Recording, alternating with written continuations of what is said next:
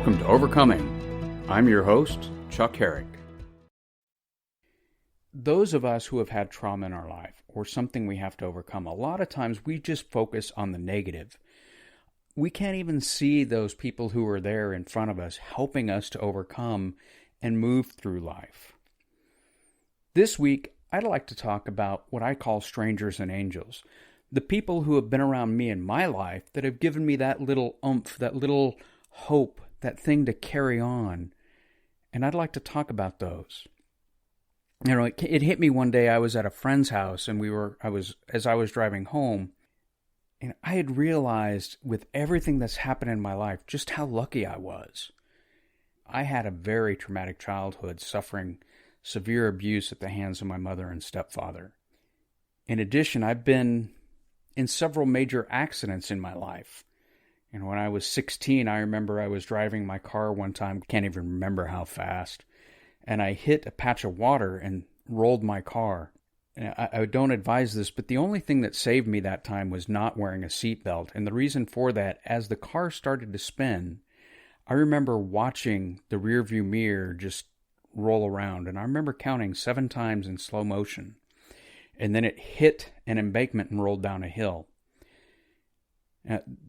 The officers who came to the scene said the only thing that really saved me, like I said, was that not wearing a seatbelt, because had I worn it, the way the car rolled down the hill, I probably would have hit my head against the window, which smashed, and onto the embankment and had severe head injuries or would have died.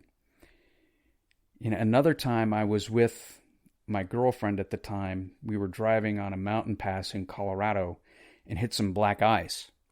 And we started to skid off the mountain.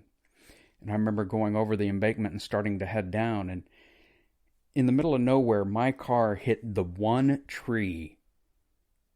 Had we not hit that tree, just on the other side was a drop into a canyon, probably 3,000 some feet down. It was that one tree that saved me. And it's funny how we have little things like that in our life, and you don't even think about it. But just, why did they happen? What's the reason? Why am I still here? Those little things, I should have died or had some severe injury from those, but I didn't. I'd like to tell you a story about one time I was at the lowest point in my life. This was, I was about 18 or 19, drinking all the time, just trying to numb whatever pain, or trying to numb the pain that I had. I had just written some hot checks to a friend of mine who I was living with. We had an apartment down in Denver. So I had packed up all my stuff one time while he was away at a movie, and he came home to an empty apartment. Not a good thing that I did, but what I was doing is I was trying to go over to Salt Lake City, Utah, because I had heard about a job over there where I can make some cash, and I thought, well, this is something I can do, because, in Denver, I don't have anything, so I had to get out of there. I felt like it was just runaway escape. That was my way of handling and dealing with things. Well, I go up to Salt Lake and find out that it really wasn't there. I mean, I'm some 18-year-old drunk at the time. And as I'm driving in the desert, I was really contemplating where I was in my life, and how I was more drunk than sober, and nothing was going well. All of a sudden, I see this guy on the side of the road, hitchhiking. Never picked up a hitchhiker in my life before then. I can't recall ever picking up a hitchhiker since then either. But I did this time. And he gets in my car, and we drove for several miles. Now, this is out in the middle of the Utah desert. There's nothing around for miles. You can see from the road all the way, as far as the eye can see on either side of the road, and then hills up on either side. Well, this guy got in my car, and I wished I could tell you what we talked about. I really, to this day, I can't recall. I just remember an absolute feeling of peace. And before long, he stopped. He said, okay, I can get out here. And it was, again, still in the middle of the desert. He gets out of the car, asked me to roll the window down. He says, everything's going to be okay. Then he got up and started walking off. I sat there for a second. I rolled up the window and I start pulling off to go away, and I look back and he's gone. Remember, this is in the middle of the Utah desert. There is nobody there, and there's nowhere to hide. I call him my angel, and he came at the right time in my life to save me.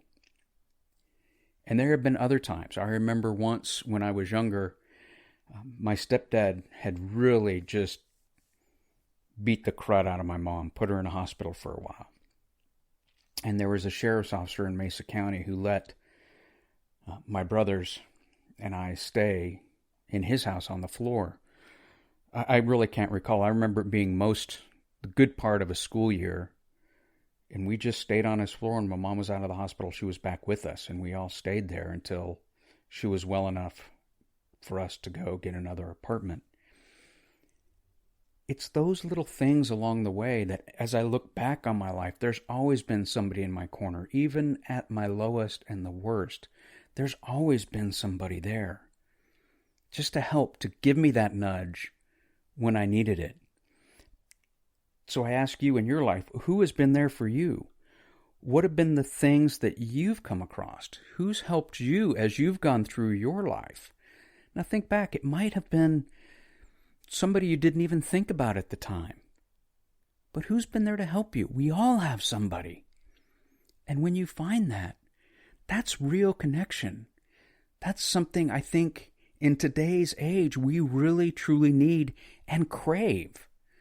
And something you need to work on. If you don't think you have find somebody, reach out. But you need to make that honest connection. Now the internet's great.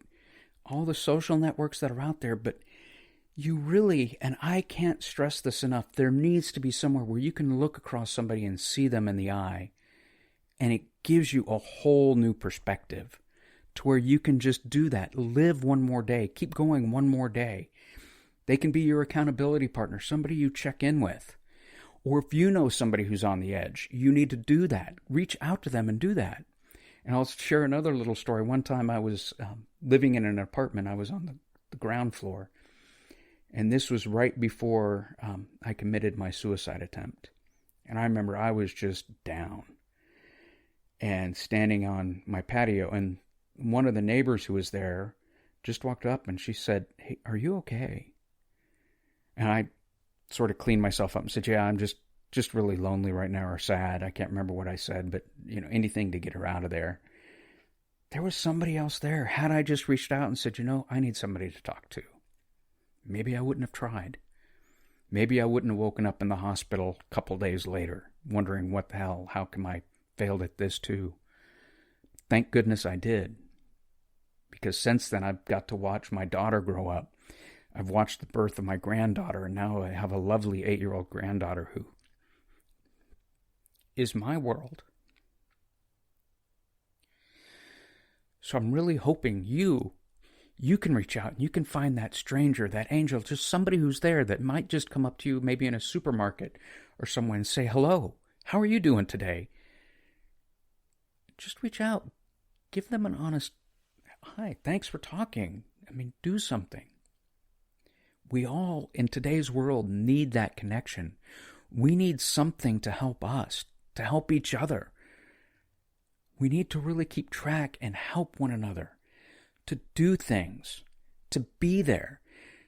And as I said, yes, the internet's great. It has some things we can reach out and learn and talk to other people all across the world. But until we get that true, honest, face-to-face connection, and we can look and truly be there for somebody, hold that space for them, truly listen, we can't keep moving forward. You've got to have that. I firmly, firmly believe that. So think, who are the angels and the strangers in your life that keep coming in when you're down? There's always somebody there. I firmly believe that, because every time I've been at my lowest, I know there's always been somebody there. Whether I realized it and did something about it, that's another issue, and that's why we're talking today. Hopefully, you'll start to realize that when you're down, that there's somebody there to reach out. Somebody there to talk to share your story with. If you need to start on the internet, that's great, but find some local people. If you're religious, talk to your church. Talk to people in that church. If you aren't, I'm certain there are plenty of groups you can find in your area that will help you find your tribe, find your niche, to where you can truly become part of something. Have somebody there to help you, to hold out and to hold on to. And once you get better, then you can turn around and repay that favor, play it forward. You can start to reach out and help somebody else who really needs that help. So I challenge you this week,